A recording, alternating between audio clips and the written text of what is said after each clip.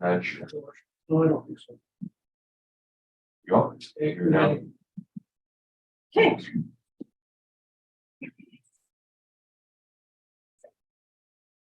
Okay, welcome everyone. Quick roll. We have joining us via live stream. We have Nick and Loveleen, Terror of the City. In the room here, we have Travis and Alana from the city.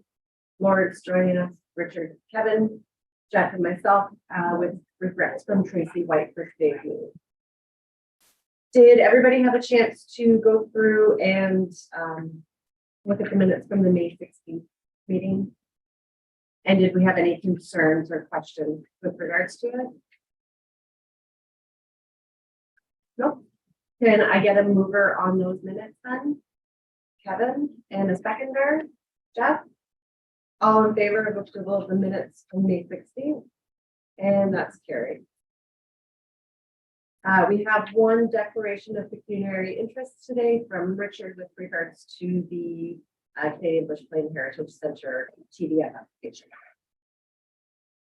And Travis, if I can turn it over to you for the overview and update, please. Thanks, Beverly. Before I get started, I just want to remind everybody that tomorrow, June 21st, is National Indigenous Peoples Day, an important day for Canadians to recognize and celebrate the heritage, diverse cultures, and outstanding contributions of First Nations, Inuit, and Métis people from across Canada. So I know there'll be a number of events around the community, and you know, if you get the opportunity to attend, great. And you know, if not, just recognize the contributions that those communities have made to Canada. In terms of an update, I'm going to do a couple of quick items. And one that wasn't originally on the list, but became relevant after last night. So last night at City Council, we attempted to gain delegated authority to sign the agreements for the Tourism Development Fund applications, rather than going through the process of taking all applications to council, and which tends to increase the time limit a fair amount. It means that staff have been writing council reports and attending council for grants, you know, anywhere from, I think the lowest one we did was like $1,500, you know, up to the larger dollar value ones that we have done. What we're finding is that on the back end, once the board recommends the TDFs, it ends up being rather time consuming for staff in terms of addressing all these agreements with legal and council. We're also kind of tied to that is what we're finding is we're still addressing on a regular basis individuals that are submitting applications very close to their events, meaning that they're not out marketing outside of the community before their event. They're not providing sufficient lead time for individuals from outside of the community to come. So what I would like to propose is, if the board is interested, is that we would come back next meeting with some suggestions on what it could look like if we were to open just 2 intakes for the event stream. So we would have one likely in the fall that would cover the first half of the subsequent year, and then one in the spring. Hang on, all right. No worries. One that would occur in the spring that would cover the latter half of that year. And we would propose that the product development stream stay open because those are rather infrequent. So if the board's open to it, staff can bring back a report the next meeting. We can have more of a discussion about that. Just for clarity, it was defeated. Yes. Just a clarification, the 2 intakes, would that mean that there would be only 2 windows for people to apply For events. for events? Yeah, and it would be cover approximately 6-month period. So it forces individuals to really start planning for their event rather than, you know, we're getting applications that will come to the board in July for events in August, right? So, you know, they're not really thinking that far in advance for their events. And particularly some of the larger sporting events, like homegrown sporting events, People typically like, if you're doing a marathon, you're typically thinking about it 6 months in advance, right? In terms of your training schedule, what have you, other larger, running events, skiing events, biking events, soccer tournaments, et cetera, et cetera. Yeah, just one further point that may help. If we did it like that, then we would be able to review applications against other applications at that time. So we would have one dedicated meeting to review the 6 months worth of applications. So that you can see, the best value for where to align those dollars, because you can see what's kind of in the hopper at one time, instead of not knowing what's coming up on that. I guess my only question is, what happens if an event suddenly walks into the city's lab, somebody in the city, and they're outside of the parameters? So I think we could, I think have to have an emergency. yeah, we'll have to look at how we could address those, but maybe there's an exception, that we can put in the wording. If an event, for whatever reason cancels in Sudbury and we have the opportunity to take it, then yeah, we want that flexibility. Just, I guess on that line, because we know that it's really not out there as much as it could be with the availability of this fund. Mhm. Would we consider maybe tiering our way up to every 6 months and maybe do it every quarter? It has to be at least 3 months out for the rest of this year, and maybe next year. Yeah. It has to be 3 months out right now. So we'll just make that a firm hard rule. Yeah, That's but what it we is can a do.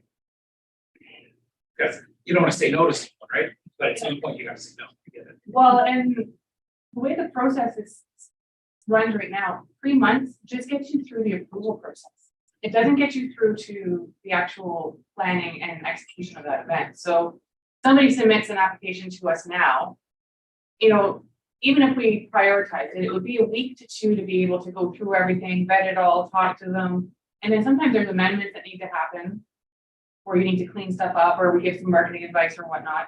And then we have to wait till the next board meeting to bring it. And then we have to wait till the next council meeting, which could, depending on how it lines up, be a 6 to 7 week gap. Right? By the time you wait a month for the board meeting and then another 3 weeks for council. That 90 days is just eaten up right there. It doesn't even get you to the 3 month window that you need to get to your bank. There's council still breaking this hour. Not with this 3 week schedule. So, but I'm just kidding. I don't. Yeah. no, yeah, they did. Yeah. That makes sense. I guess if to go with this emergency thing, there's something really intriguing that we all have to have participating for, then that covers a problem. Yeah. I would. Okay. So we'll give some thought to that and bring something forward next meeting. Okay. In addition to that, just a quick update, the mountain bike trail construction is going really well. We've got close to 6 kilometers constructed so far. And then we've got the skills trail under construction, which is progressing well. I would imagine still working on some scheduling items, but ideally by the end of July, we'll have construction wrapped up for this year. So got a bit of back and forth to do on that one, so I'll update the board on a go-forward basis. Before I turn it over to Alana for a couple other updates, I just want to point out we do have the mat collections for April, but we were informed by finance that there's one larger hotel that is yet to report for March and April. So we're anticipating those numbers to pump up a little bit here. So, It's not in this room. they don't tell us. So Do you know what that hotel has been contacted? I just sent an email to double check. Yeah. So, and then I'm gonna pass it over to Alana to update on rendezvous and a couple other items. Perfect. Okay, so quickly with Rendezvous Canada. So staff had an opportunity to go to Quebec City to attend Rendezvous Canada. It was in the latter part of May. Going through right now, we're just doing follow-up, but just to give you some feedback on the appointments. We had 2 full appointment decks. So Caitlin, our group tour coordinator, had a full schedule, and myself had a full schedule. So all in, we are sitting right now around 84 appointments that we had with group tour operators and media. The operators were largely, they're all international, so largely represented from UK, Germany, China, Korea, Japan, and USA. Of those, I would say about 30% are currently coming to Sault Ste. Marie for the tour train and other experiences. Largely the tour train and the Lake Superior Coastal Drive seem to be the ones that are attracting most group tours. Of the ones that aren't currently coming here, I'd say we generated probably between 10 and 15 really decent leads of groups that either have been here before that are looking to return back. The group tour business is largely affected by COVID, and international group tours, I think we'll see, a slow return, but it's moving in the right direction. Of the media appointments that I had, I'd say we probably have a handful, less than 5, where we would consider maybe working with them to develop some sort of a relationship for marketing campaigns. It's a great event. It's an opportunity to meet with the international operators that we wouldn't necessarily have direct lines of communication with. So good feedback there. The other update I wanted to provide was on the cruise ships. So I've been working really closely, and I think it's worthwhile just to provide the board with an update on our cruise ship business for the year. We had 14 stops originally scheduled at Bondi this year. We've lost 2 of those, so there's 12 stops at Bondi, and we have another 5 that are over at Purvis. And just to provide some clarity as to why that's happening, the Hanseatic Inspiration vessel, the depth of the draw on that boat is too deep with the water level right now to park at Bondi. That's why it's parking down at Purvis Marine. And we're fortunate that they've been able to accommodate us and to have the passengers get off there. Otherwise, we would have lost those 5 stops altogether. We've been working with the tour operators to develop itineraries for the passengers on the vessels. We know that about 80% of the people on the boats get off and attend scheduled itineraries. There is a handful that don't, that get out and walk about on their own, but just wanted to provide you with an update of what the itineraries are looking like for this year. On the Pearl Seas, they're offering 5 tours this year. There's a paddle and learn an Indigenous tour that's being offered by Thrive Tours. They're doing a hop on, hop off bus excursion that goes through the attractions. There's walking tours that are being done with Carol Blackade through Black Bear Eco Adventures, downtown mural tours, and culinary tours. And they're also attending on Miss Marie on their stops that line up. They're doing charters with those.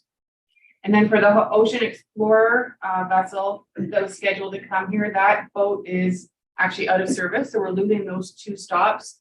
They're no longer running on the Great Lakes. And then for the Hanseatic Inspiration, they're doing hop on, hop off tours. They're doing drives up the Lake Superior coast. They're doing day trips out to St. Joe's Island. And then last week we set them up with 2 new excursions, doing bike rentals and a downtown bike tour and hiking up at Hiawatha. So we are seeing a lot of the passengers getting out and enjoying the community, and those tours seem to be going over quite well. That's all. I just wanted to provide everybody a little update on that. You have numbers. We know how many people are booking those events. Yeah, I don't have them in front of me, but the boats right now are having anywhere between 180 to 220 passengers on them, and anywhere between 60 and 80% of those are booking excursions. Yeah, it's just interesting to see which ones, because I demographically didn't picture any of them. So the hiking and biking tour, I know last week had 18, because we had to get the bike rentals for it, and the Hiawatha hiking tour had 26. It's really great. On Sunday, there was the ship across the way. I know that we got over 100 people at the Bushman in that ship, so the border seems to be over. Yeah, and the numbers that I have aren't including, those are just the stops at our port here. There's definitely, that's a good point, the ones that stop over on the US side. And a lot of stops, we still have 11 stops at our port here, but they're just clearing customs. They're not getting off of the boat. So we have 17 active stops here this year where people are getting off the boat. Which is down from the last year. The bike rental, some of them came from the waterfront. Everywhere that we could find. Yeah. Down here, the Bondi, we use their bikes, and the waterfront adventures. That is not. Excellent. Any other questions for Travis or Alana with regards to the insurance update?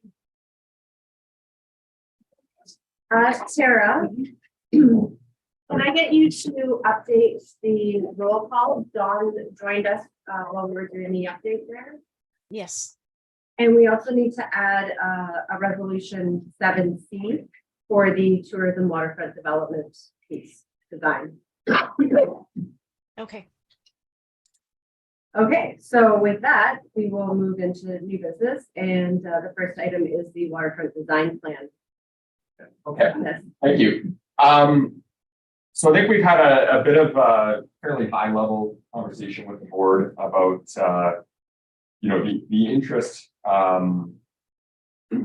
both from Tourism Sault Ste. Marie. I mean, it's clearly identified as one of the priorities of the strategic plan to look at improving both in activation and I think also design of our waterfront to make it more tourism friendly. Look at how we can update some of the sections and really make it kind of a more of a focal point.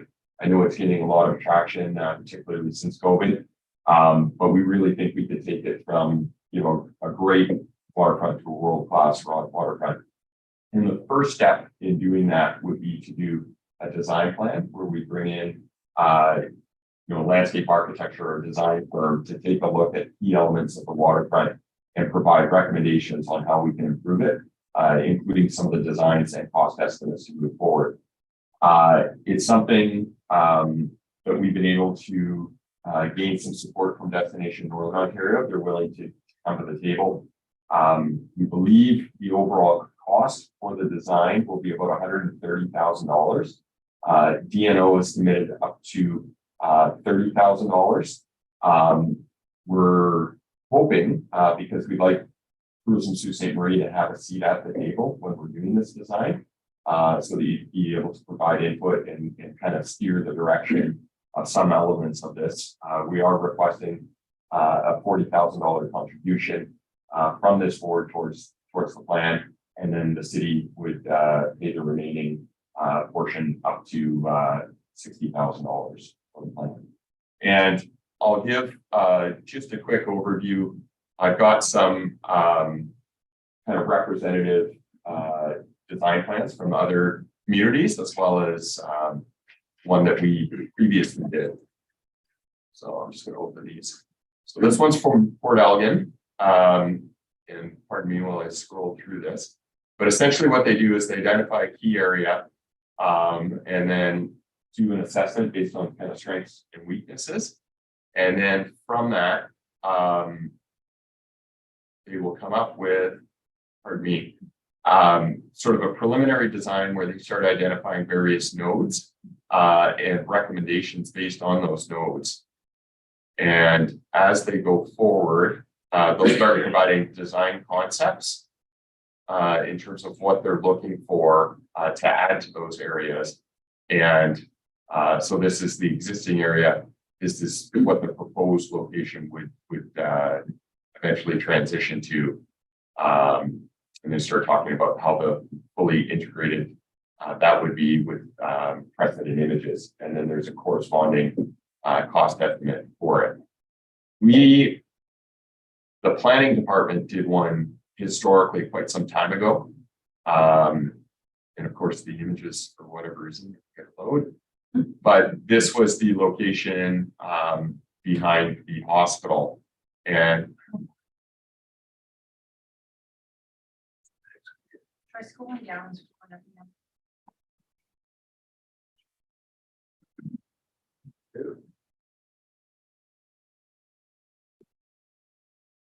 sorry.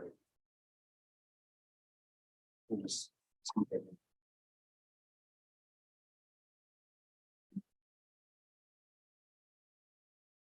there we go. So you can see how they looked at various nodes along this location and then provided kind of the precedent images of, here's what we're proposing for the design. And there was a corresponding cost estimate for this. And what that would allow us to do is whenever you do any funding applications, you need a corresponding plan with it. So we would have a plan that would align with the strategic objectives of Tourism Sault Ste. Marie and also of the city. So it would add a lot of value because we could then, if we were to go after funding, you'd be able to leverage tourism funding plus infrastructure funding for the city. So that's what the proposal is in terms of our first steps. And the priority area would be immediately at this point would be essentially from Boggar Marina to the Bush Plain, and then extending that essentially from some of the other nodes that we would like to see would be essentially from the canal all the way down to the hospital site. So connecting with this site concepts as well. So, I don't know if there's any questions related to that. That looks fantastic. Very, very nice. I see on the corner of that one, I see Urban Beach, that would be awesome to have like a beach style.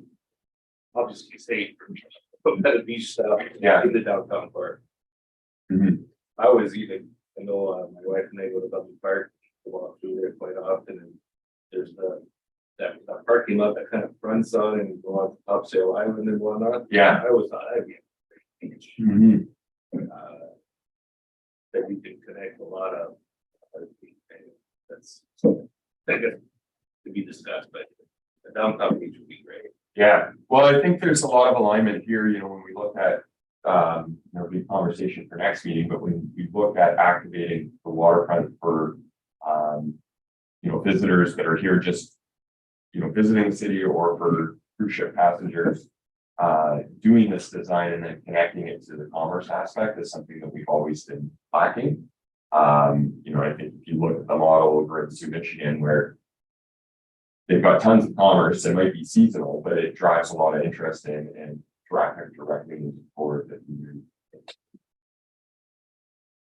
Yeah, I noticed too, for example, in Traverse City, we kind of come up that strip that's right on, I guess, the end of the Grand Traverse or whatever it is. But they got the big family beach, but they have like that park there with all the rubber surface. Kids can stall over it. Change rooms there. It's pretty exciting. Yeah, That'd be, I always thought that that's what we're missing here. I think the Clerk Park area, it's got a ton of potential in terms of making it more accessible to the waterfront, even in the area around City Hall. There's a lot of design elements that you can look at here that would, take us from here up to here.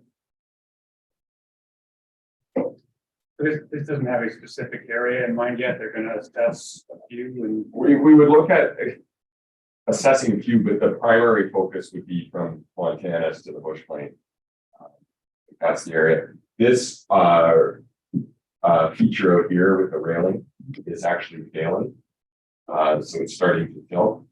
And what I wanted was, prior to them fixing that, is to have a design plan. So it's, it's not just, oh, well, we're going to fix this. And then it becomes very difficult to go after more money once they've already spent, $1 million or $2 million fixing that, but keeping the exact same design concept. So I thought I'm kind of like, we're going to fix it. Let's do it, and kind of take it up a notch rather than just remaining as is. But We're faster. yeah, so the city owns the property in front of those buildings all the way to the Suncor site, and owns a strip of land between those buildings and the Suncor site to connect to the hub trip. Break this down.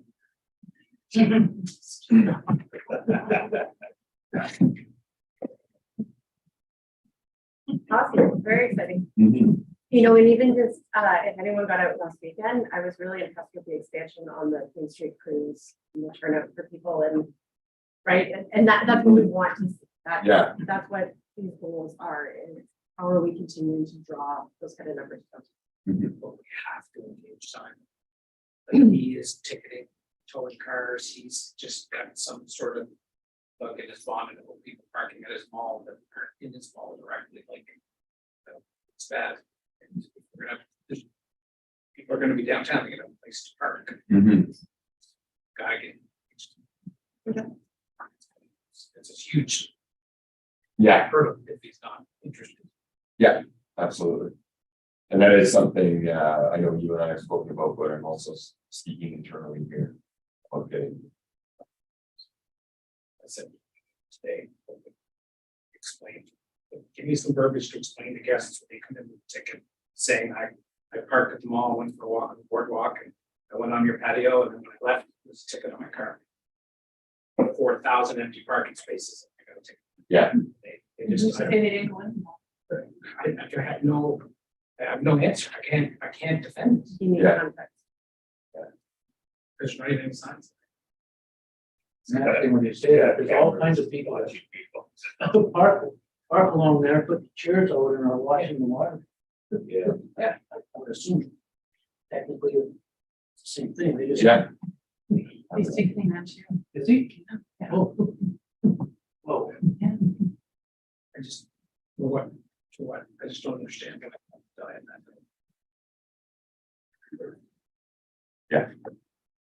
Any other questions for Travis with regards to the waterfront design plan? I guess with timeline and starting, like, starting, I mean, obviously there's some steps to go through, but yeah, if we have to go through the procurement process, ideally, I'd like to start in August. By the time we go through the procurement process, it takes a while. So usually we give a minimum of 3 weeks for bidding. So ideally, we target August. It'd be a 4 to 6 month process. So we're ready to start applying for, grants, upgrades, et cetera. Then we'd start doing that for 2024. Just to reiterate your point. If we are, I think there's a resolution coming, but if we're supporting this financially, then someone gets to sit at the table and have input. Yeah. Don't glaze over that. No, that's why, quite honestly, planning could run this whole thing, but, and they're great at what they do, but I think we really want to provide a tourism lens to this. And I think that's why it's important for it to have a seat at the table. To do that, financial contribution into that. I'm checking on our online books. Oh, There's our online folks. Nick, Lovely, do either of you have any questions? Yeah, after the procurement process, I mean, what is the timeline on implementing the actual the recommendations or the plan moving forward? Is it a 5 or is it an 8-year plan, Trav? Is it like to have it done and complete? Do you guys have a sense of how much time it would take? I think it largely depends on the cost. Like I know, if you look at Thunder Bay, they've spent close to 100 million on their waterfront. That was over a 10-year period. So I think if we come back at that magnitude, you're probably looking at 10 million, but you'll tackle it component by component, right? So long as it's a unified vision, then you start working away at it. Unless we get super lucky and get a $100 million grant, I think we'll start prioritizing it and going after funding from NOHFC and FedNor. That's great. Thank you.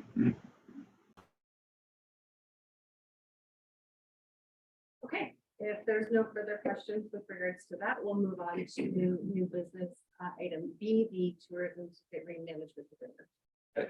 Let me know when you want to jump in here, but with the previous board, as of July 1st, 2020, the board and the city entered into a management agreement, which basically laid out the terms as to how the two parties were going to work together, what support was going to be provided by the city, how the funds were going to be distributed, and basically the roles and responsibilities of the group. That agreement expires in July of this year. Richard and I have had an opportunity to speak about it. I think that for the most part, the agreement is working well. One of the gaps that we see is the bookkeeping. I think the board recognizes in terms of our ability to produce financial statements on a regular basis. So I think that's one of when we look at re-signing, or when you guys look at re-signing this agreement, I think that's the most salient item. I'll turn it over to you, Richard, to talk more about that. So the concept is just to take the check writing and deposit information off-site. The city's financial system is not really geared to producing financial statements that most people would be willing to look at. Or it's not really geared to municipal economy, basically. So it's not geared to municipal information. So, we've tried a couple of things with Christine. She's actually taken the information and put it on Excel spreadsheets. It's time consuming. The checks are being handwritten, so it's time consuming. So Treasury Department has agreed to have that if we so desire to take that off site. Personally, I recommend you so that we are getting on a monthly basis. There'll be a financial statement that will be produced. You would see it in front of you and it would compare it to a budget, all the rest of it. Other than that, I don't think there's anything standing in the management agreements.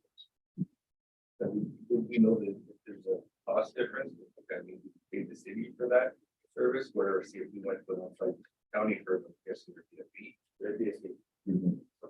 So we know But what it'd be small, like if you're only dealing with 10 to 15 checks maximum. So it's not I'm gonna say $50 to $75. okay, so it's not like, It's not a, well, I was just thinking it was a pretty decent file statement for us. That's probably, well, yeah, I mean, we do get annual financial statements as well, so. But that's produced by outside. And you have to come in and audit the records to the city. Which is a little bit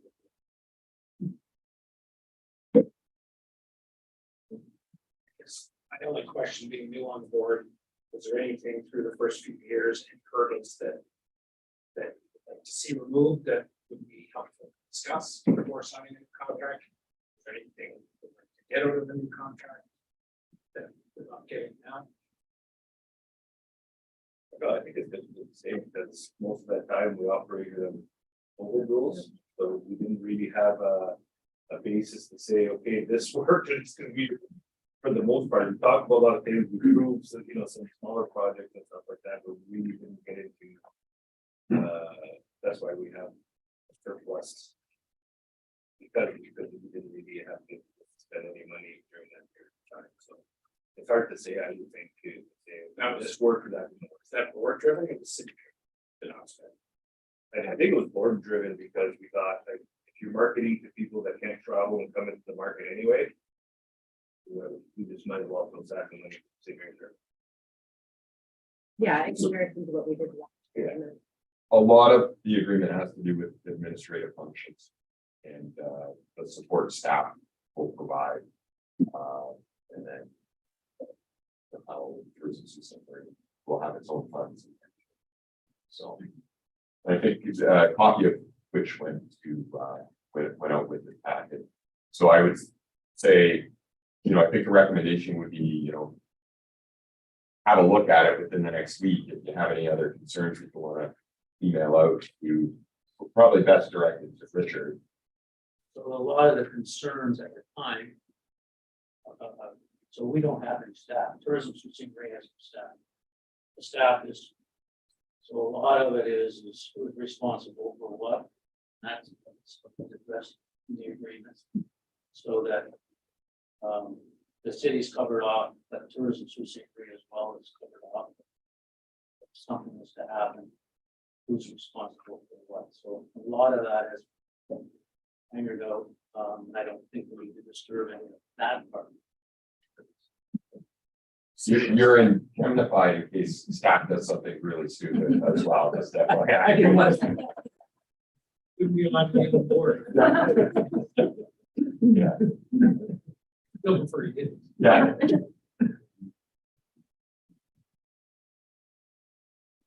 Nick, Levine, any questions with regards to the management agreement?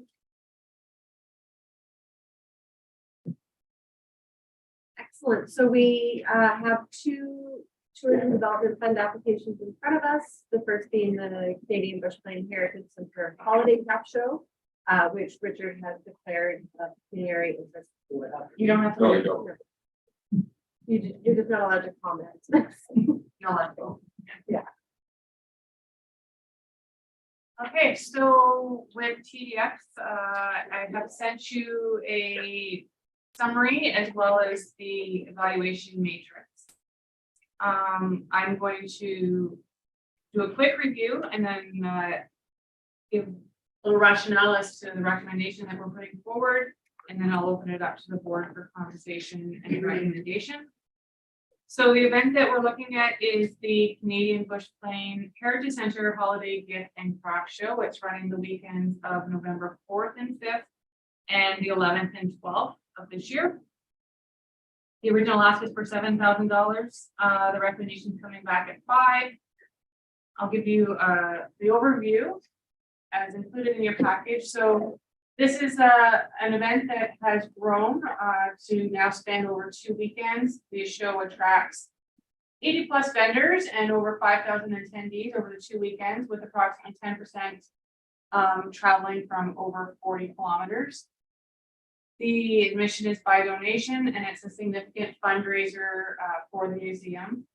So in 2023, the organizing group wants to change how they sell and market the show.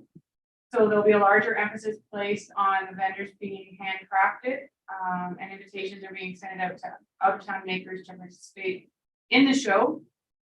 They want to dub it the biggest craft show in Northern Ontario. And this support is intended to support the digital marketing throughout the US, Northern Ontario, and Southern Ontario. They will be collecting visitor data at the gate by way of guest surveys, and overnight stays are planning to be tracked by partner hotels and use of designated room blocks. There are host hotels listed on the website for direct links, and the goal is to attract 5,000 guests, with 10% coming from outside of Sault Ste. Marie, generating 75 room nights, with approximately 10% growth over last year. So when you put this event through the evaluation, it comes back with an economic impact showing approximately $190,000. The recommendation in the evaluation scores it at 59.5, which is showing right at the top end of the 5,000. So what we're recommending is, from a staff perspective, this event is well situated because it's right in the shoulder season. November is a time where we're looking to support and boost event development. So high points there, and the event has demonstrated sustainability and growth potential with 10 years of steady growth behind it. We know that people are seeking authentic experiences, looking at makers markets, they're growing. We know that that is something that people are interested in. And rebranding the show to be more of a homemade makers show and being the largest on Northern Ontario certainly has some credibility to it. There's a well-established plan to track and identify out-of-town visitors. So we're recommending that the board consider $5,000 to support the marketing of this event through Michigan and regionally within Northern Ontario. Thank you, Alana. Questions from the board, discussion? Thoughts? How is it being marketed? The branding of it, really, changing it to be more of a maker's show and the largest in Northern Ontario, more of a shift in just how they're phrasing it. And I think the invitation going out to makers from outside of the region is a shift as well. You know, the response to some of that, that they sent invitations out, that's the responses that they're.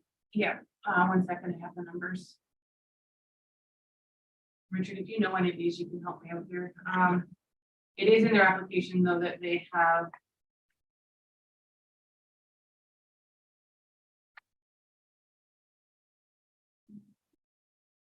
Exactly.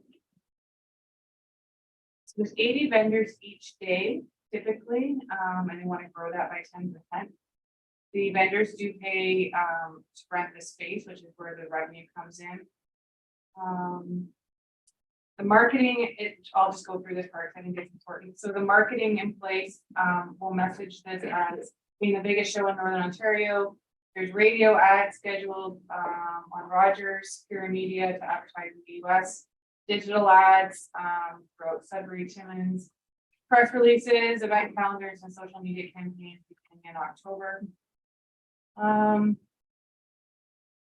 have to go through their application, but I do know that a lot of vendors are repeat vendors, so I don't know if they've re-registered already, but they have the same ones back year after year. There is substantial growth in this, I would say, makers, like in the interest, like. There's some of the bigger local events that we have, and I think you're starting to see more people come in from the region. And there are different vendors on each of the weekends, right? So they have a different draw as well. Yes. Yeah, I remember. There are some that are there both weekends, or no, it's true. Okay.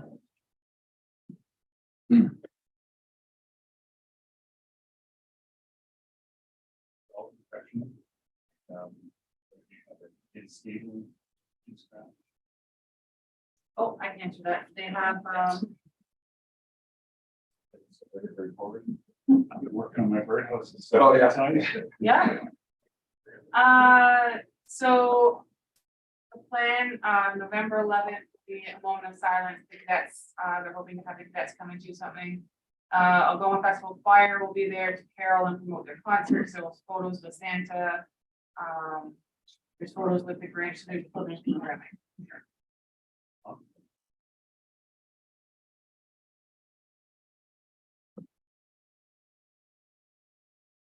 Okay, anything else with regards to this PDF in front of us? Okay, so moving on, we have the APR Welding Academy.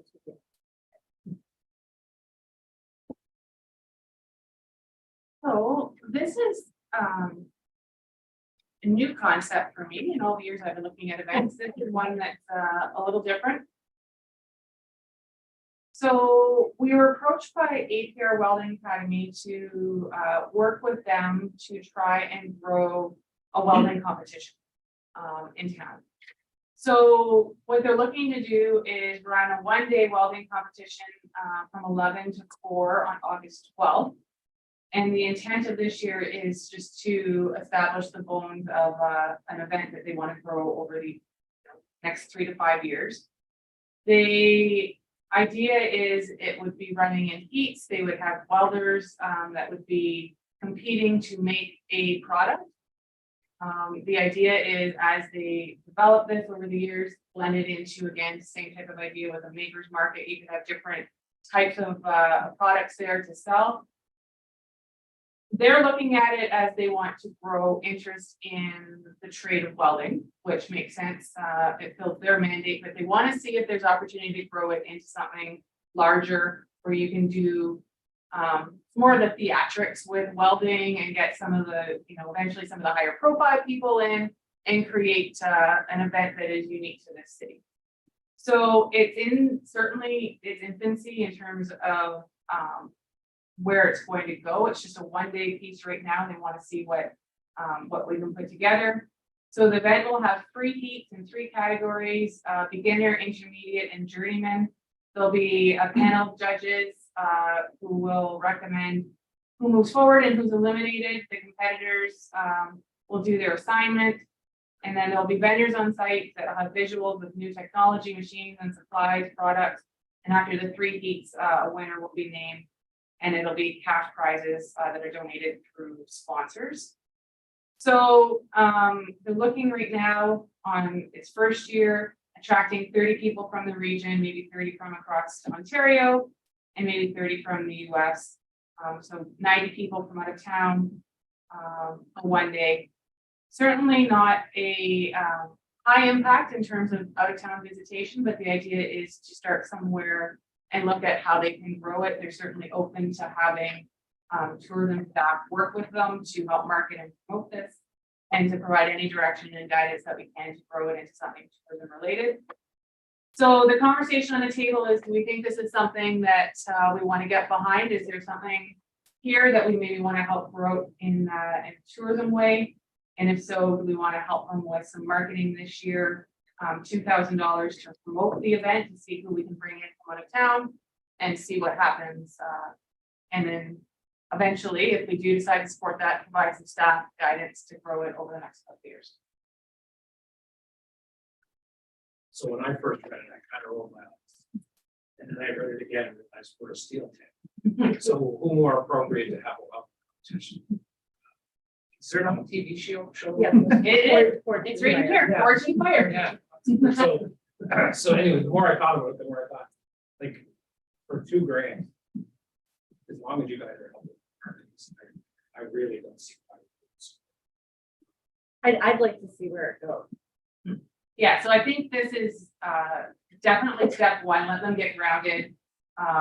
We'll provide some, some insight as to the basics of this year. But it'll be a larger conversation for next year. So something that we want to try and get behind and help grow and maybe bring in an influencer or something that creates a bit more of a buzz that generates the flash that can go with it. Fortune Fire to come. Yeah, like take a chance on growing something unique, like you said, Steel Town, see what happens.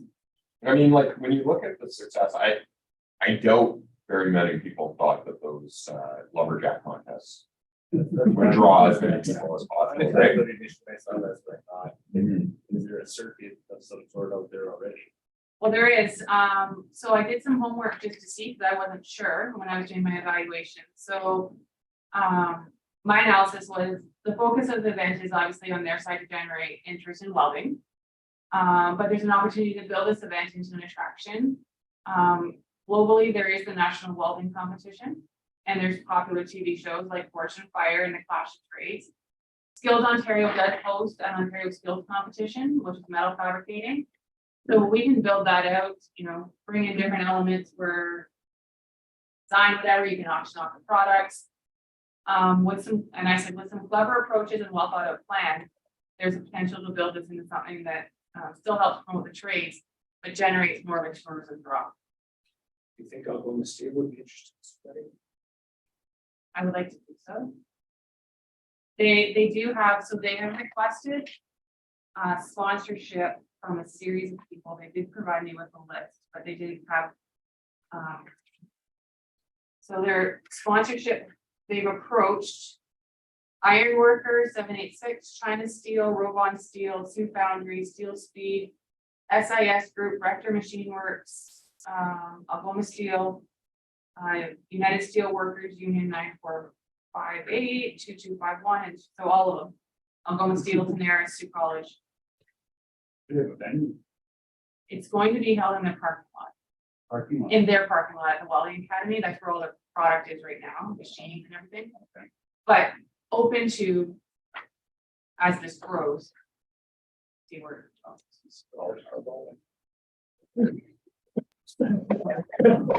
College, they've approached to college.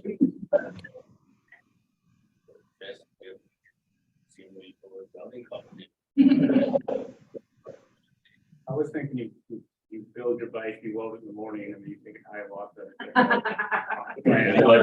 Red Bull was. Yeah. Alana, could I jump in for a sec? Wait, Nick. Same sentiments. I think I heard from Kevin. The first read was, what? And then second thought, yeah, I love it. And the recommendation's not that bad from the staff, which is great. But their budget is almost, basically all of the money they're asking for. Is this thing happening no matter what? Yeah, so the money they were asking for is what they need to cover off prior to sponsorship. So they do have a lot of sponsors coming in that'll back that. My recommendation was at this point to provide the marketing dollars, because that's typically where pieces will get cut out when you're looking to save. And that's really see it grow. And is the marketing dollars to market more registrants or to market to people coming to watch it? It's going to be at this point to come and watch it. Right. They'll have to find their registrants based on their internal networks, I would think. Right. And do they have some pre-registration numbers that would lead us to believe these participant numbers will be achievable? My conversation with Marilyn was the registration numbers are very realistic for this year. They kept them where they thought they could reach. Cool. I'm basing my assessment on her word. Awesome. Okay, thank you. Okay, any other questions, comments? With regards to the Welding Academy competition? They want to change the date, like for Talked future about that. years, yeah. I talked about that, but summertime may not be the best time. We could do this in the fall. We can do this in the fall, yeah.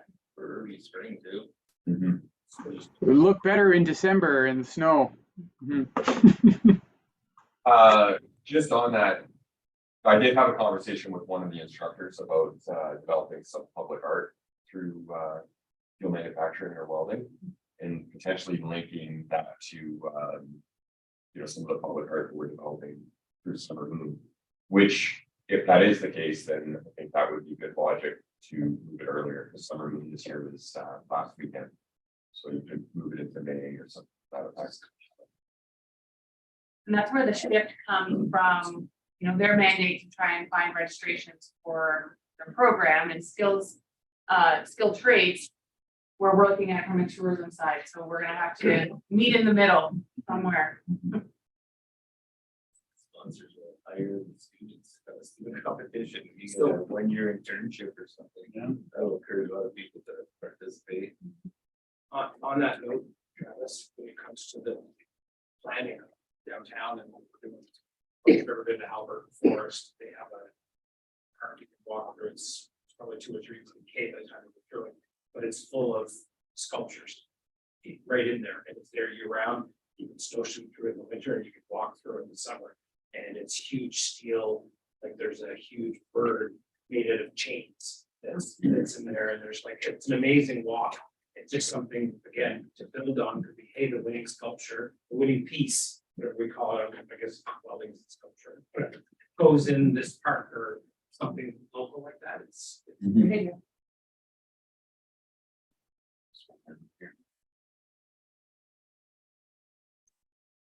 Okay, so if there's something else from the board, we can move into the resolution.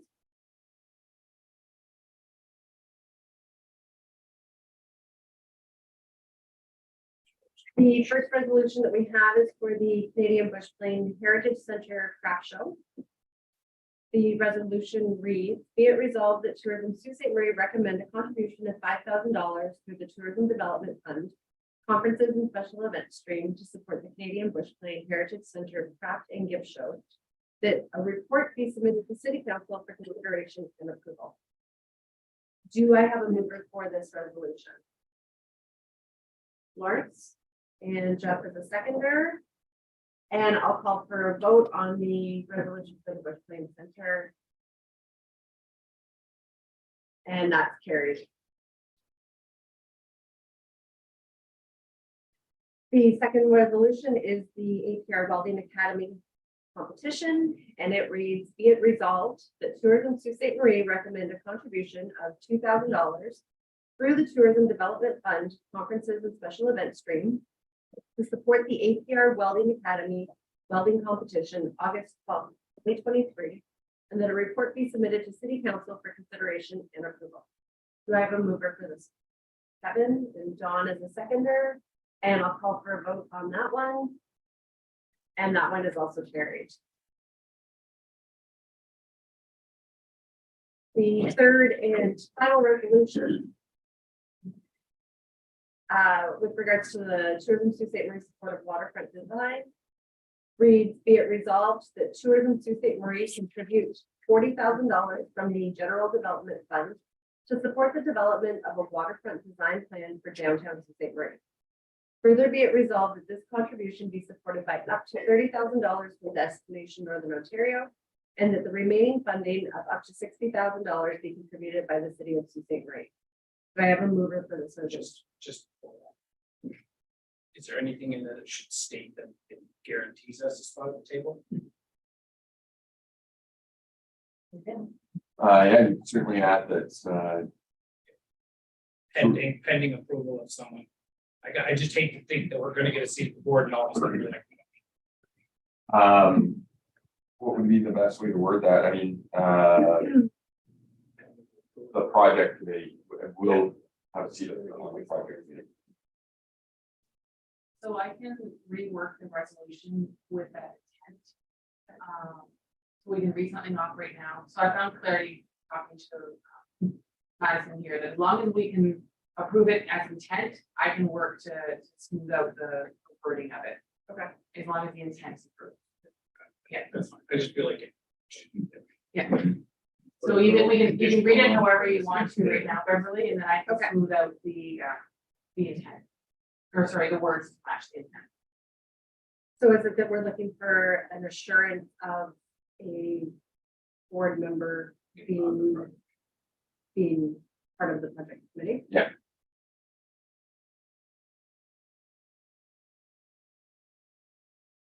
And you want it that the funding is contingent upon that piece. I think so. I think that's the only leverage we have. Want to make sure I have it in. That's my opinion. Yeah, no.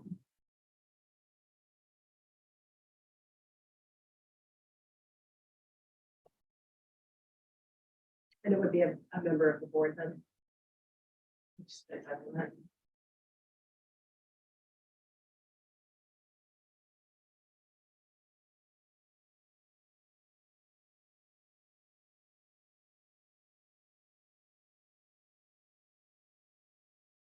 So with the rough rework, it would read, be it resolved that Tourism in St. Marie contribute $40,000 from the General Development Fund to support the development of a waterfront design plan for downtown Sault Ste. Marie. Further be it resolved that this contribution be supported by up to $30,000 from Destination Northern Ontario, and the remaining funding up to $60,000 to be contributed by the City of Sault Ste. Marie. This funding is contingent on Tourism Sault Ste. Marie being assured a member will have a place, will have a seat on the planning committee. I can finish this, but that is For federal, mover for this. Lawrence, John. And vote for those in favor of the waterfront design plan. And that is carried. Okay, so that covers off the 3 resolutions. The next meeting is July 18th. Does anyone else have? You don't have to, I just, but Okay, well, I can give you a quick one. We did get a preliminary report from the Miss Marie for last year. We still have some information that's pending. But I can give you just a quick overview. you provided all the answers. We just want to break it out a little bit more. Yeah. So the total number of days of operation was 58. Out of that, they had 2,832 passengers, and I'll give you kind of the breakdown. What we've asked for is a breakdown of the Canadian passengers. So we have 2 from Australia, roughly 2,700 from Canada, 2 from Germany, 3 from India, 1 from Mexico, 2 from the Netherlands, 2 from the United Kingdom, and 121 from the United States. And in addition to those numbers, they also had 15 private charters with an additional 918 passengers through those. So That's for operations, a couple days short of 2 months. And are they expecting the same results? Like, are they seeing the advanced bookings in that going into this season? That I don't have their confirmed number. spoke with Jeff, he was happy with the trajectory that it was on. that's been. So I think last year they started in August, right? It was only 2 months. Yeah. Yeah, August. Okay, if that covers everything for today, thank you everyone for your time. I will ask for, did you? No? Okay, I'll ask for someone to move us into agenda. Warrants and a seconder. All right, Jeff as a seconder. And that is it for today. Thank you. Thanks, everyone. Thank you. Thank you, everyone.